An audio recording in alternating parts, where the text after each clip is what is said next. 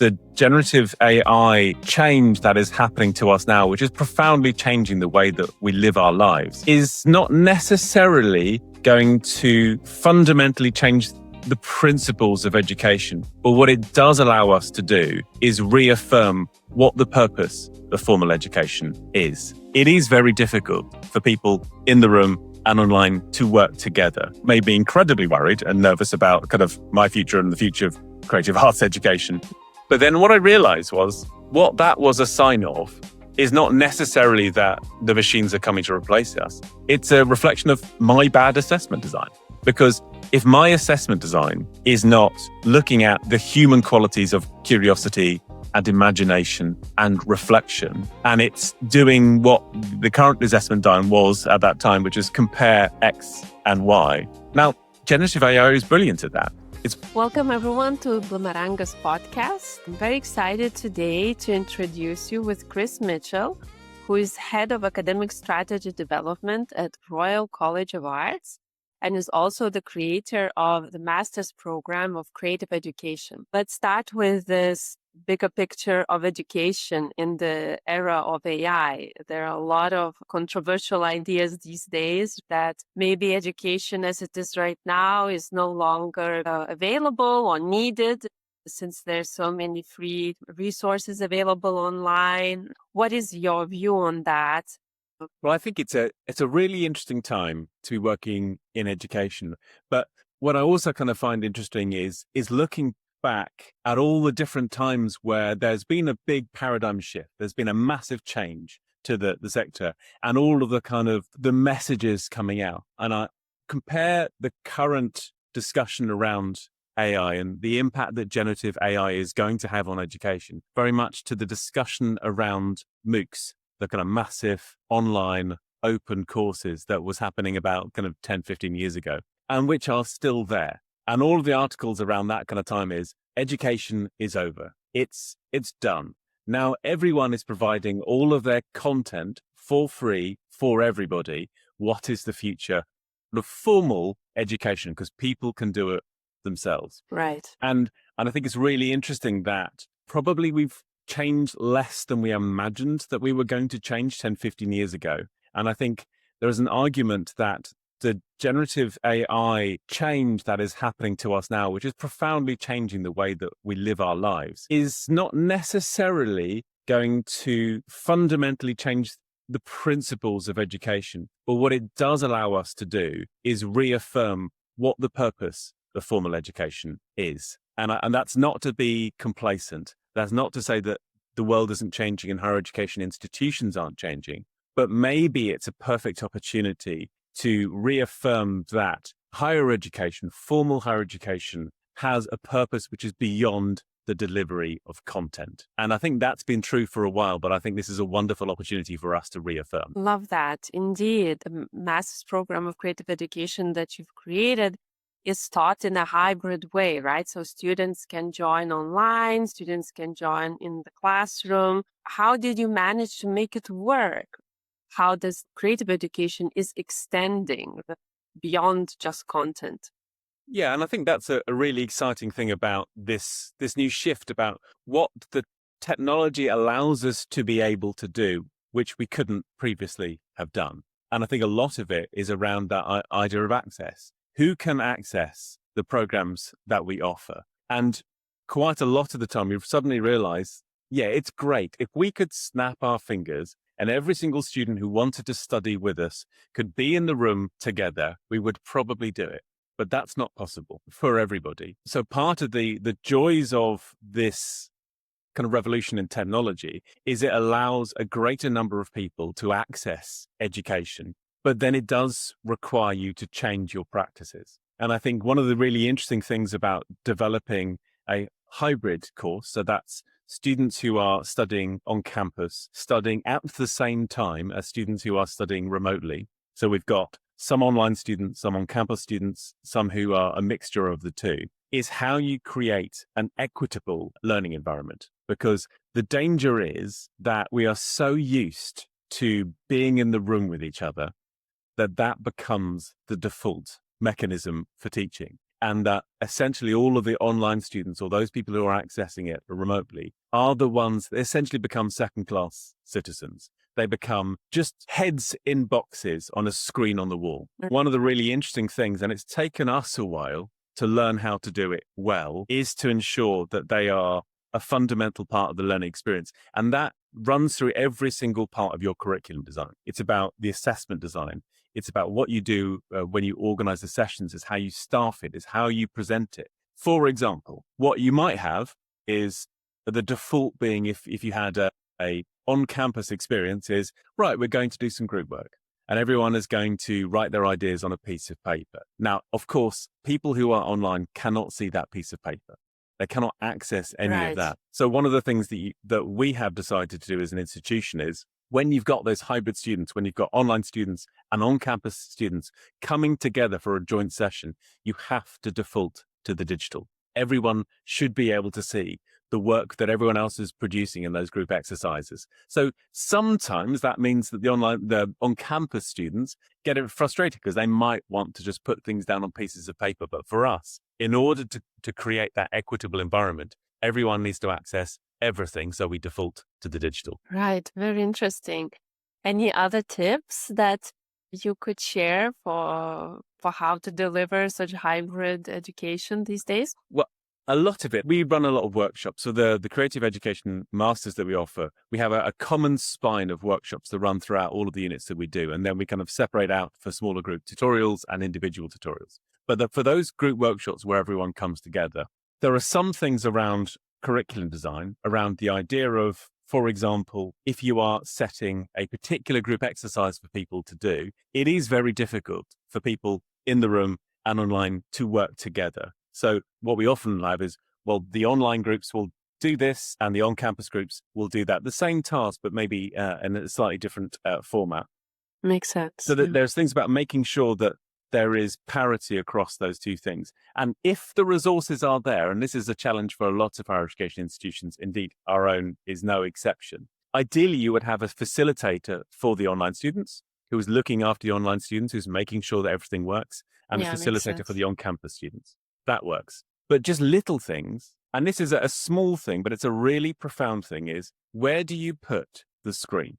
Because if you've ever taken part in being an online participant in a workshop which is also on campus or also in a physical space, if the screen is behind the shoulder of the presenter, you feel immediately like it's not for you.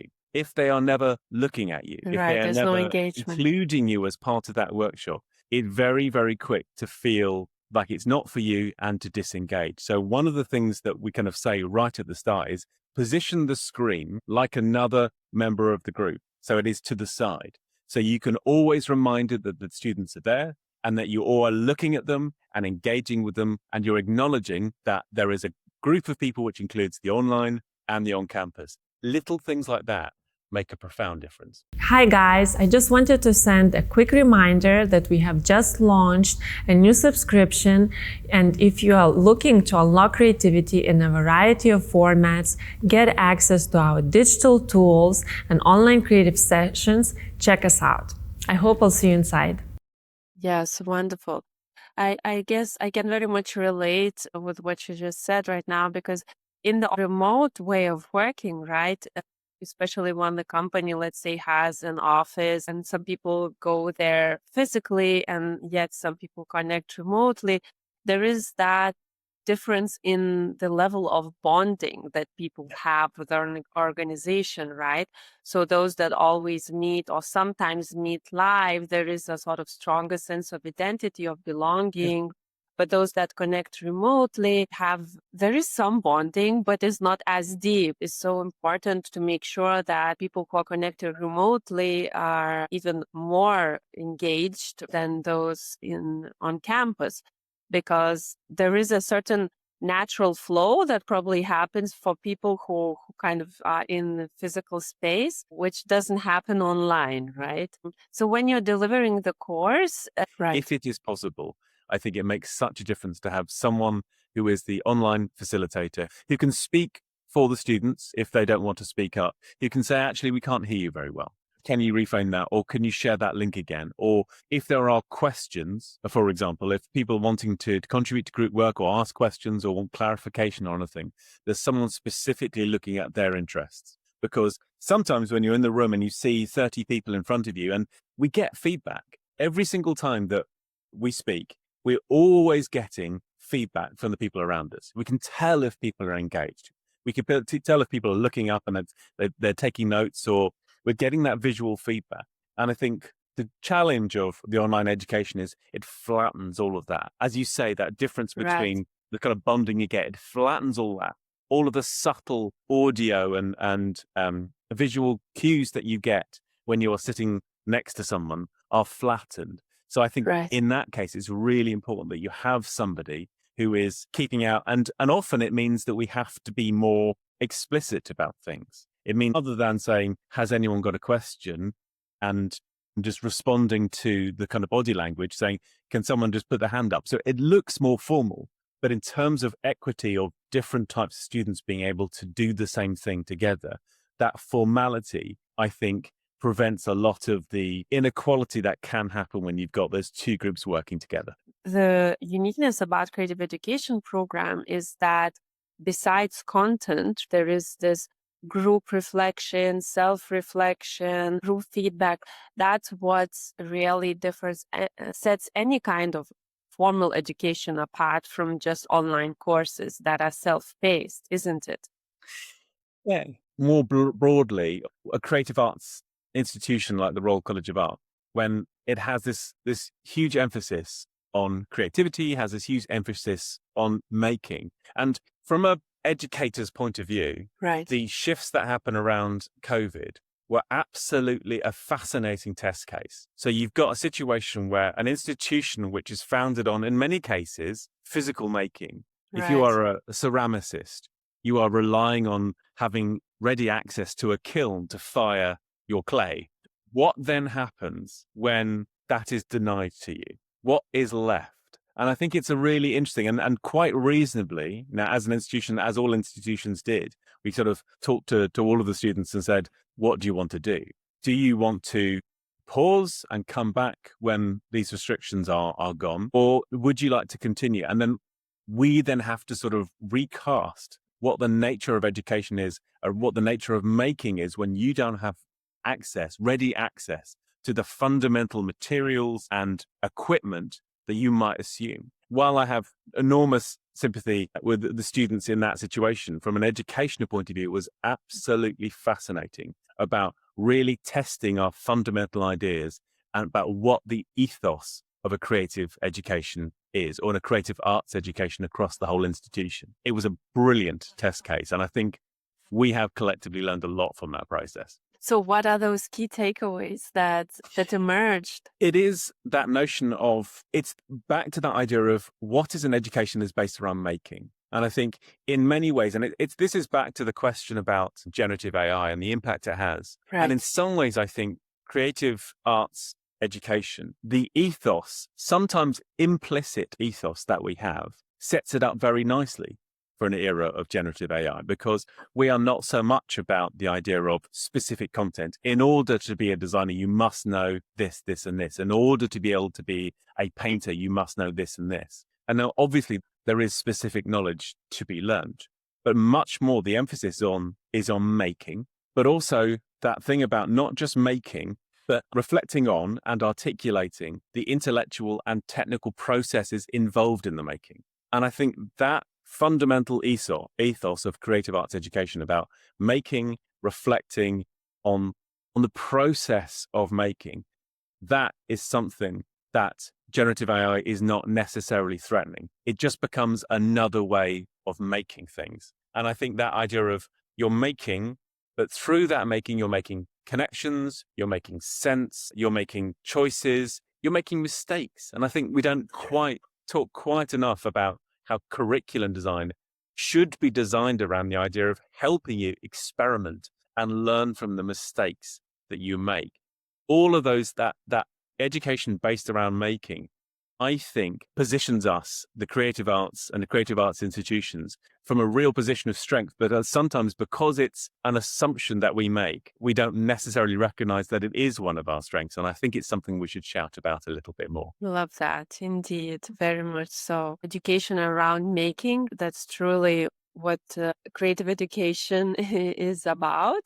We can look at the online and AI as extension of making, like giving another format for expression and another way of creating. And of course, we all have to adapt to possibilities that this is creating. But it surely doesn't replace the fundamentals, the core of it, right? Even Yeah. if it's tempting to think that way. Yeah, and I can understand why we're all feeling threatened. I think there are some things, some cautionary notes that we have to consider. And I think partly it's because the outputs of generative AI are so immediate and in many ways so amazing. We did an exercise a few years ago where we in class dynamically generated a response to the assessment brief that the students were working to. And we got all the students to assess that as a way of trying to demonstrate what generative AI tools were capable of and what we should be preparing for in terms of education. And the really distressing thing at that time was the fact that when I gave this dynamically generated in-class assessment to groups of students to say, assess this, nearly all of them said it's a pass. Now that my first reaction was terror. And I then went Right. back and on the train home, I then assessed it myself and I thought, yeah, I think this is a pass. And that made me incredibly worried and nervous about kind of my future and the future of creative arts education. But then what I realized was what that was a sign of is not necessarily that the machines are coming to replace us. It's a reflection of my bad assessment design. Because if my assessment design is not looking at the human qualities of curiosity and imagination and reflection, and it's doing what the current assessment design was at that time, which is compare X and Y. Now, generative AI is brilliant at that. It's brilliant Right. about finding it, making sense of it, and repeating it back to you. But it's not using those human qualities. And that's the thing that my assessment, my poor assessment design was not properly engaging with the fundamental human qualities, the things that I was ultimately looking for. So that was a case of I need to redesign the assessment design. And I did. And we've created something new. And it's so much more interesting for the students to do. It's so much more interesting for me to mark. So I think it is that thing of Love we are that. going Love to have that. to shift what we do. But the danger, I think, with AI is that sometimes we lose the sense of what the process is. It becomes a black box. So I Right. write in Right. a prompt, it generates something, and I don't know how it's made the thing. Mm-hmm. In a way that if I was painting or if I was creating a design or something, I would understand the whole process from beginning to start. The danger is, in terms of that creative thinking, that critical thinking that universities pride themselves on, is that if it's a black box, it generates stuff without me knowing how, but also the relationship that I have with that. And we had one of our students do their research projects about this last year. But the Mm-hmm. relationship that I have with the work that I make changes. Do I think of it as mine anymore? If I am making something through something when I don't understand what the process is, Right. do I still have that confidence that it is mine? And we had a fascinating student project about that last year, which did start to tease out that maybe you do lose a little bit of ownership and engagement when you don't wholly feel that it's yours. Very interesting. So, if we kind of dissect the fundamentals of good creative education apart from content, so we could say that the purpose of it is probably to spark, to cultivate, to nurture imagination, curiosity, creativity, critical thinking, right? All those qualities that creator should really have in order to differentiate from AI output and use then AI as a tool to create. Creative institution should have ways to facilitate the emergence of that, inspire imagination from different angles.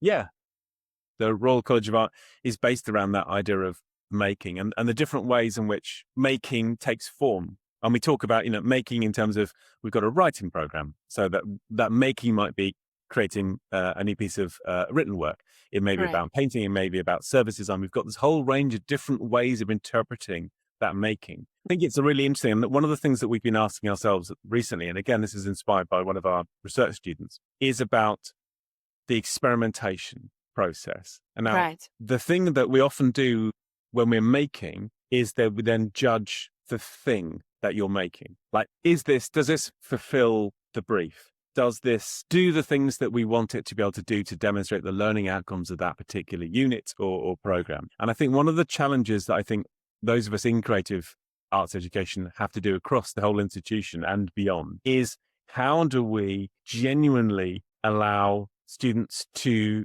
make mistakes, to play, to experiment without necessarily that fear of failure? Because if we Right. are judging the outcome of the making as a thing, then we are in some ways encouraging our students to play safe. Right.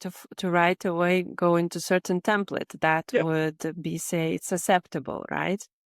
Sort of what we need to be doing, and I think what we often do in the programs that we is to really say to the students, this is about experimentation, this is about innovation, and therefore the thing that we will be looking for at the end of it is about your reflections on the process and not about the thing. And if the thing, whatever form it takes, you deem a failure or doesn't meet your expectations, or to some extent our expectations, although I would argue that we should have fewer expectations on that, that you've got more to reflect on, more to understand. And I think sometimes we talk about experimentation, we talk about innovation, we write it into our formal documentation, but sometimes there's a tension between that, the words on a page, and the ethos that we have, where we actually are looking at the thing or awarding prizes at the end of a particular unit because some things are better than some other things. It's really important that we are really focused on a lot of the things that we do on process, on making, and on reflections on the intellectual and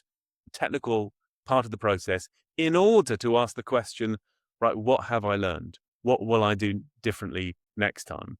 That is a challenge for us. And I think it's a challenge for all creative arts institutions. This is very interesting.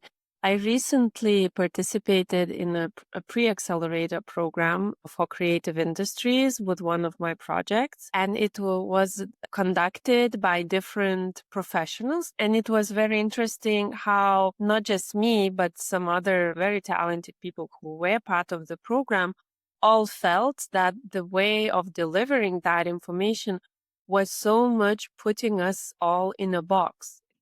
Then you feel like you're so contracted as a creator. Each teacher had this, like, okay, if you want to succeed, let's say in the world of AI, you have to do this, this, this, because this is what leads to success.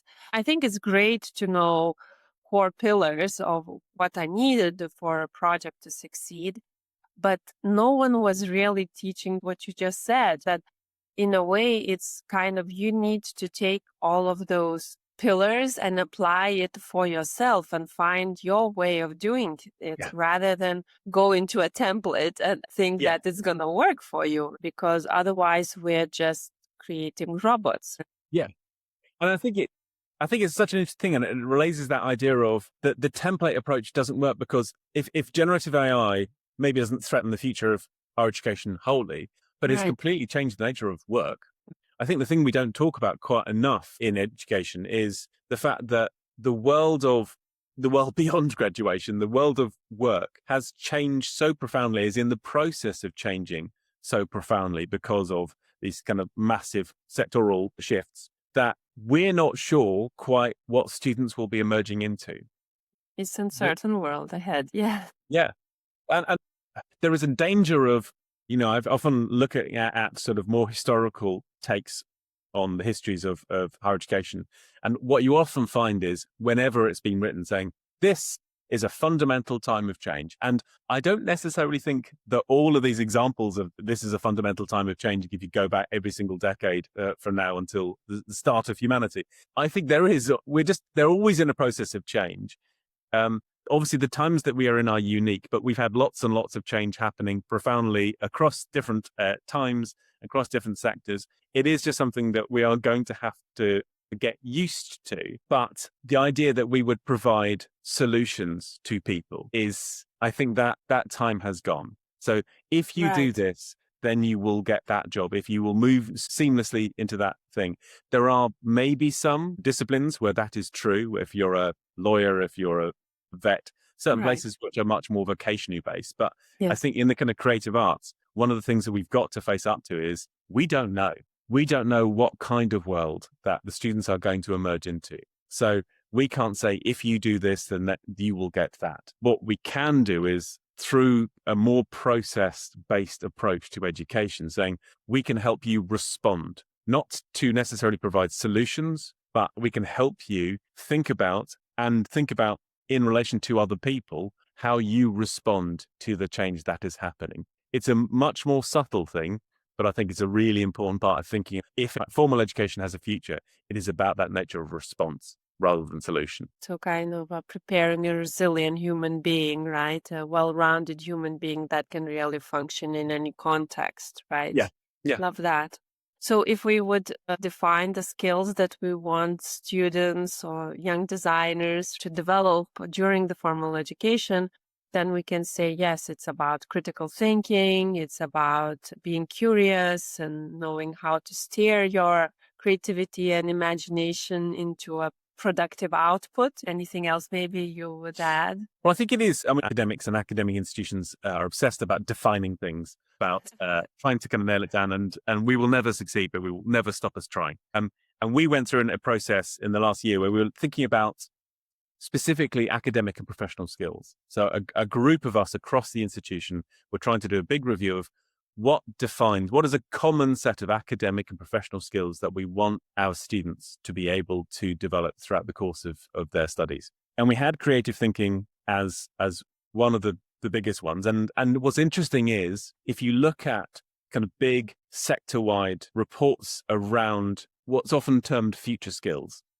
Oh no, the World Economic Forum did one fairly recently, specific, their report called the Future Skills Report, which identified creative thinking as one of its kind of key things that it thinks that people are going to need in the world of kind of work and in their careers. So we tried, in our particular context, to define that. And we talked about being open to new ideas, experiences, and perspectives in order to generate connections, insights, and responses. That was our way of trying to engage with that fundamental idea. It's one of the things that we wanted to sort of try and emphasize is that making connections is such a fundamental part of that question, such a fundamental part of making connections with ideas, but with people. And I think that the one way that we are potentially going to struggle is if we locate ourselves as quite lonely islands, individuals trying to solve the problems of the world. If there's one thing that we could try and support our students to do through education, it's to be able to work with other people, to collaborate, to be open to new ideas, to be comfortable with dissensus, to be around a group of people with very, very different insights, experiences, and to be able to be comfortable with that dissensus and to be able to not arrive at a consensus, because that's okay. It's absolutely fine not to agree. But that idea that we can be comfortable about navigating through that with other people in ways that don't generate conflict or don't generate harmful conflict. Love that. Easy to say, difficult to do. Right. Especially that I can imagine that at such institution like Royal College of Art, people come from all parts of the world, right, with such diverse backgrounds and cultural backgrounds, right? So it really takes a very universal mind to kind of learn how to navigate. But that's the future, right? That's the future. We are all connected now through technology. But it's interesting when we've had this thing called Across RCA for a few years. We used to have it as a student-led interdisciplinary festival. So the students would propose projects and other students would come onto it. It was very difficult to organize, but enormous fun and amazing things came out of it. And we formalized that into a part of the curriculum now. And what is interesting is, having done it for a number of years, and what we had 10 years of students saying, we want more of this, please. We want more of this. Interesting. This 1 week is great, but can we have more? And Mhm. so we did do more. We now have this thing which is everyone, all the MA students have to do. And what's been interesting is quite how many students going, we want less of this. How The sort come? of pendulum swings, but partly because it is such an often uncomfortable process. Right. And also, you realize the profound differences in disciplines. So, the design disciplines that we have are comfortable. Generally, this is sort of, I am generalizing here, but Right. generally, design students go, well, yes, I understand this. Collaboration is a fundamental part of my practice, my discipline. Here we go. Right. And often they'll have very specific ways of doing it. So, right.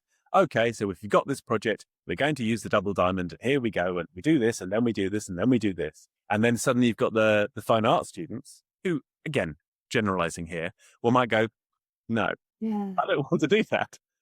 I'm not interested in your double diamond Right. and all the different approaches that you have. And where you have, and again, this is very much a generalizing, but you have very different disciplinary cultures of whether and how you collaborate. And what's been fascinating is how, when you do sort of bring all those students together, sometimes it works absolutely wonderfully well. And we get some students going, that was totally the best thing that I've done at the college. And some people going, that was the worst thing I've ever done. Please don't make me do that again. Yeah. Now, It's hard to fit everyone, right? yeah. And part of it is, if we're committed as an institution to the idea that collaboration is a fundamental skill and that actually Skill. be able to Yeah. make those connections is a really important thing, the fact that you might not have had a wholly happy experience, maybe it doesn't matter.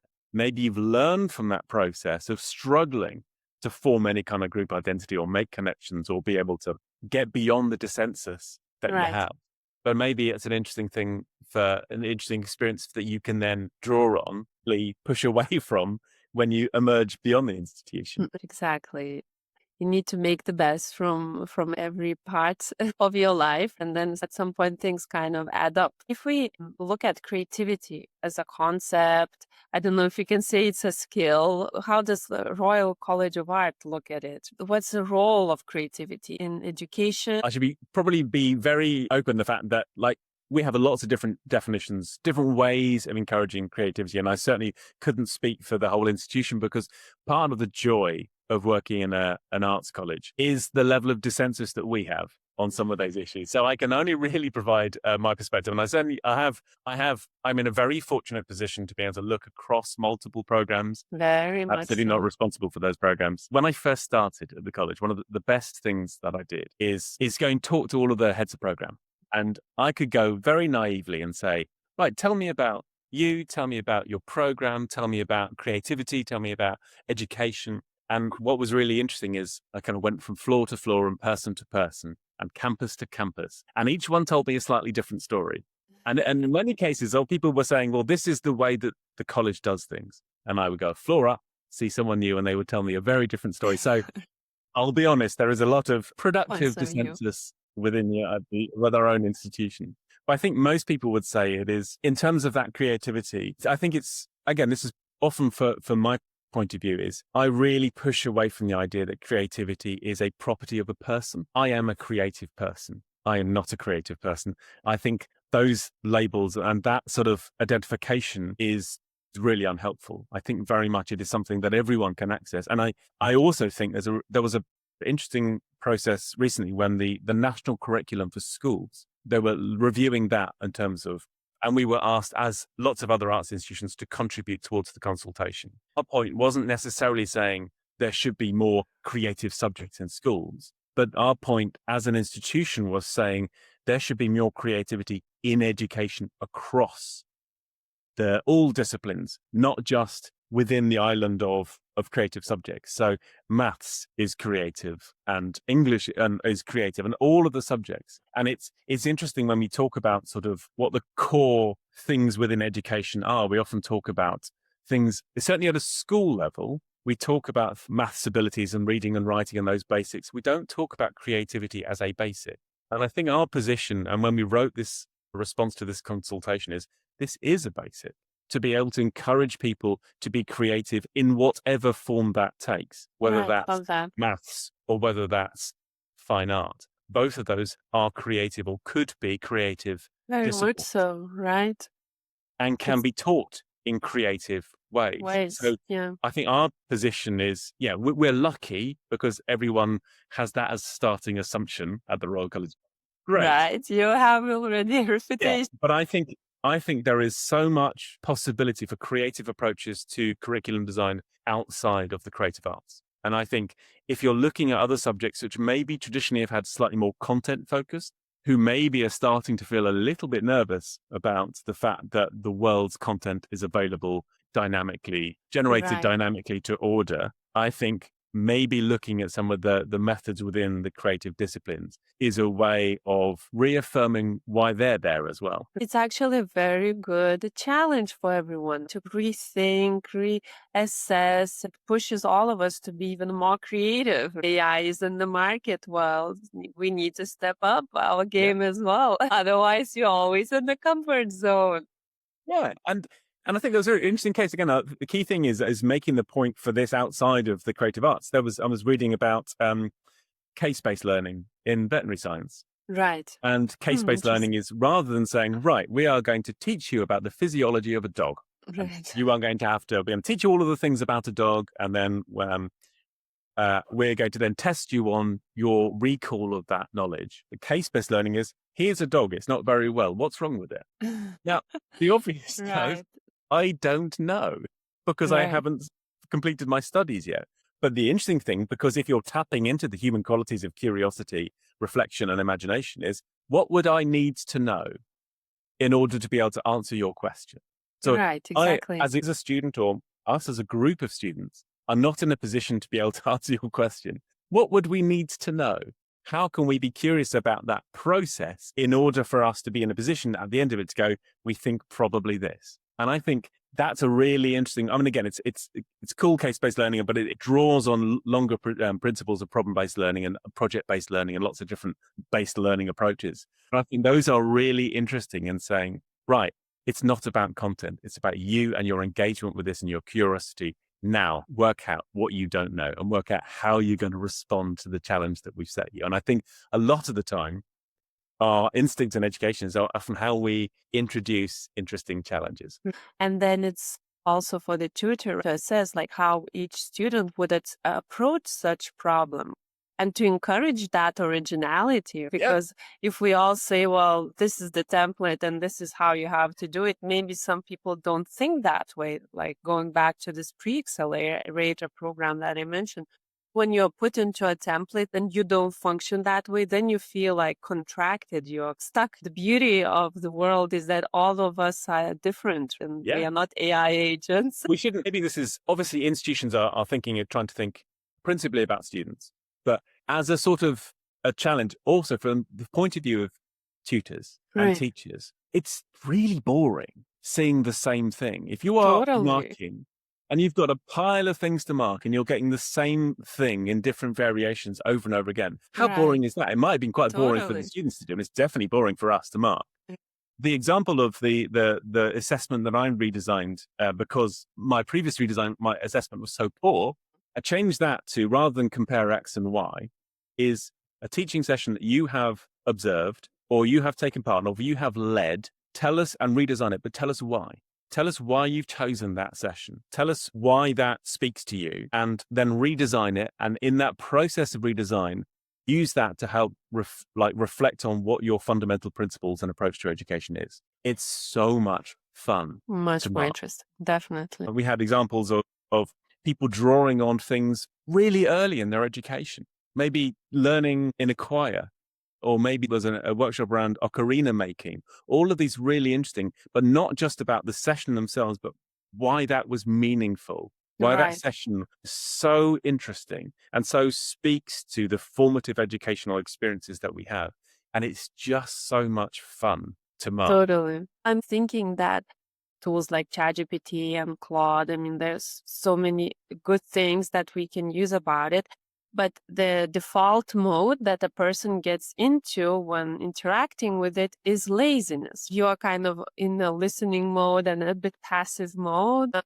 And there is a certain linearity that can develop within you if you don't push yourself. If you want to take in control and want to create, you always need to be in this alert mode. But a lot of people don't have that desire to create, and they are more like responding. Then the AI can also create that linear way of thinking, right? Which is complete opposite from what we're talking about Yeah, right it's now. that question answer, and I think it's always I think it's always an instructive thing to do, particularly with something like ChatGPT, is ask a question about a subject you really know about. No, yeah, and challenge it, right? I think. But that's the fun thing, because often we are asking questions of generative AI on subjects where we are not secure in our knowledge, and it presents things back and we go, oh, that's great. That's really useful. But if you ask it a question about something you really, really know about, and you suddenly go, well, that's not quite right. Right, That's a right, right. particular point of view, or that doesn't, that's, and I think it's that process of sort of when you're critiquing it on something you do know about is really instructive, because then you can then apply that to when it's answering questions where you have less secure knowledge. I think it is, yeah, understanding the limitations of it, and obviously the kind of separate points about the sustainability of that technology and the ways in which so many people's work has been scraped and then Yeah. repackaged. So it is understanding sort of critically all of those things as well, but also just fundamentally from a user point of view, is it has limitations.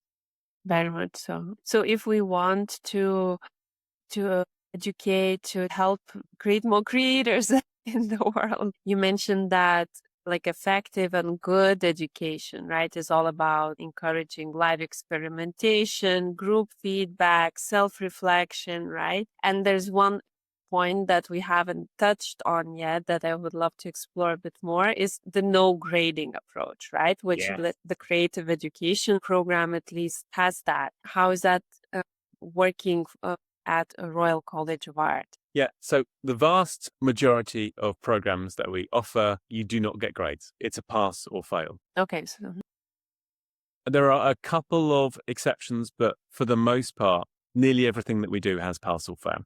And what's been fascinating is that decision was taken a very long time ago. But what happens in regular intervals, we then go, why? Why are we doing this? And every single time we have this discussion, probably every 5 years or so, we then have to go and go, well, what purpose does it serve? Why are we doing this? And that idea has come into fashion and out of fashion and back into fashion again. And I think we have a reasonably, as an institution, a really good understanding of why we choose it now, which is if we are trying to encourage people to think about process rather than product, it is rather than saying, well, I got a 70%, therefore I'm good. I got a 50%, I'm okay. I got a 40%, I just barely got by. It is about saying that don't necessarily prioritize the mark, read the feedback. Mhm. And I think often the challenge that we get from students is, well, how do I know how well I did? And I think part of that goes, well, read the feedback. Because I know in my own head, when I got marks during my kind of degrees, I would often go, I got that mark, hooray. And I probably wouldn't engage with the feedback in ways that are respectful of the fact that someone spent a lot of time reading the thing that I created Mhm. and constructing feedback. I would go, great, got 75, brilliant. Oh, disappointing, I got 60.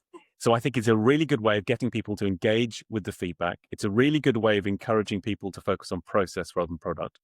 But it also, there has downsides. And I think it has some practical downsides because a lot of institutions need testimony. So if people are going off to do research degrees, they often need, is that student in the top 10% of those students? And we don't have an easy mechanism for doing that. So it does Right. sometimes disadvantage our students there. It also places massive emphasis on high quality feedback. And I think that in a way that because you cannot use the mark to get a sense of it, you really have to engage with that feedback. But that Right. means that the tutors have to write outstanding feedback. That's what I'm thinking. Yeah, and sometimes it's easier just to write the mark and be done with it, right? Yeah, But yeah. if you want to really kind of dig deep and provide good high quality feedback, wow, that's a lot of work, a lot of And reflection and knowing the student as well throughout the course. yeah, and I think it always feels at the end of that process, again, for a lot of the units that we have in our program, we'll have 3 different learning outcomes for each different unit. So we will be writing a paragraph or more on each of those 3 learning outcomes. It takes a very long time to do. Right. So you might find that you're sort of not, arguably sometimes even doubling the amount of time. If I could just say it's 70%, I would save myself a couple of hours worth Yeah, of for sure. writing. And Yeah. certainly there's an argument that it can't scale. We are a wholly postgraduate institution. So we have 2,500 students or so. So we're the size of other bigger universities' individual faculties. So there was a Hmm. scaling issue. But it does mean that it creates a lot of effort for the tutors, but it also means that they have to do it really, really well. And inevitably, not everyone does it quite as well or in the same manner. So when you have the internal moderation processes where you're comparing different, not just marks, but comparing the feedback, you're often going to say, well, actually, this is providing brilliant feedback, but this is maybe not quite at that same level. So in Right. that case, the student might be struggling a little bit to make sense of the feedback.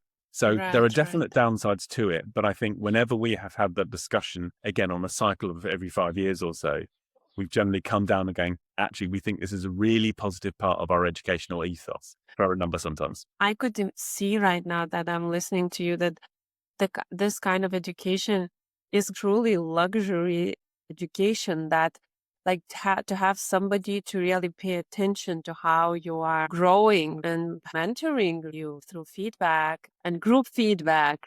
This is real thing. Everything is becoming so mass consumption and just quick and fast and 1 minute less. I totally see that this will be such a big need to have somebody thoughtfully and deeply help you Yeah. grow.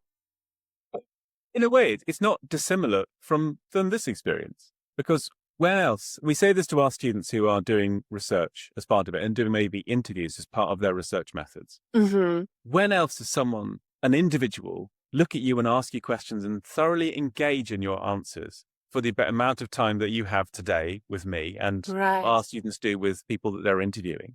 When does that happen in your life? It's a really It's a rare real thing. privilege to have Right. someone's undivided attention for a period of time. So when you are doing it, really enjoy it. And Right. that process of, if they say interviewing someone as part of your research or constructing feedback or working with a student, even if you've just got half an hour with a student, and I completely realize often we'll have whole days of Mm-hmm. half an hour and it's tough to I sustain your can energy levels. imagine. Yeah. But it is, the thing that you can get is someone's hopefully undivided attention for that half an hour in that individual tutorial where they have read your work, they are giving you feedback on your work, they are Exactly. invested in your work. Where else do you get that? Exactly. This is very, very rare. It's great that it exists, and I wish you all the best Thank to you. make the programs even stronger, and of course to adapt it to this changing world as much as possible, but to keep that fundamental core, right, that we talked about of creative education. I think that can never be changed and that can never be replaced by AI.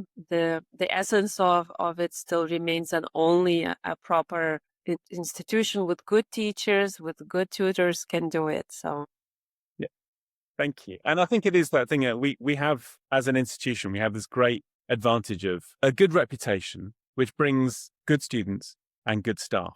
That bringing together of this really interesting community is the thing. It's often enormously frustrating as well, but it is a rare privilege to have lots of interesting people doing interesting things, often when it's best for other people. That's a right. rare privilege to be surrounded by that. Very much so, very much so. It's inspiring, it uplifts you, it gives you completely new, fresh of air to breathe. Yes, I know it very well because I've experienced like the traditional Soviet education because I was growing up in Lithuania. And then I studied in United States at the liberal arts college. So I also experienced a completely different way of, and then I lived in 8 countries and different cultures anyway. So, what we're talking today is so familiar from deep core. So, But that's an interesting case in that sometimes, and I think the thing I worry about a little bit is we've individual institutions define their style, but sometimes don't spend enough time thinking about what students are bringing with them in terms of what they've experienced. So you come from sort of Soviet-style education, which has a completely different ethos to the liberal arts one in the US. Yes. And that I don't know how much time someone's done, right, this is the way we do things in the US, in order to give you that chance to be able to make sense of it when you've experienced or had experience. No, nobody did that because I just kind of went in and I learned to swim as I swam, and I needed to digest, to reorientate my whole operating system myself. But that's an interesting case of how formal education can actually start with that process, rather than going, you're coming here, you have to adapt to us. Every single year, every single group of students is a new negotiation about what the institution thinks it's doing, but what the students, what experience they bring with them and what their expectations and hopes and processes are. If we are thinking about the sort of future of education in a sort of generative AI world, I think that process of negotiation, I think, is often called acculturation, where you have that dialogue between students and institution. It's not just you adapt to us. It's about we adapt to you as well. I think that's a really interesting area. Very much so. Because at the same time, you're kind of doing research, right? For the future through that interaction. And you can always use that also as a seed for growing your own programs or the experience that you provide, the educational experience in general. Yeah, very interesting. Well, thank you so much, Chris, for taking the time. It was really a pleasure, very inspiring talk. And I hope for all of our listeners and watchers on YouTube, this will be equally interesting. So if you would like to connect with Chris, please check out the comments on YouTube or our blog, and you'll find the link to his LinkedIn profile. And of course, the Royal College of Art website will give you all the programs that you can find at the university. So if you're considering, check it out. Thank you so much. Thank you. We'll see you next time.